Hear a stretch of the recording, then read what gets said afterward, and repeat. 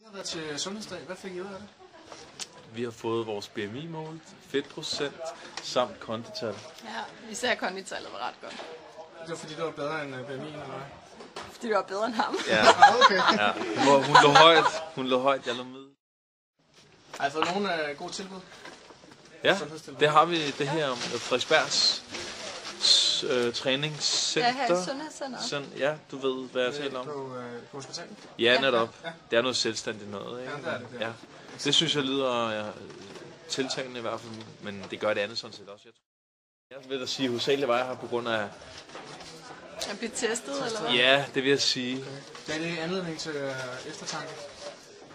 Ja, altså når det her gratis månedskort, som nogen her i kommunen har fået, når det udløber, så er det op på jernhesten. Så er vi i gang med at cykle igen. Ja. Okay.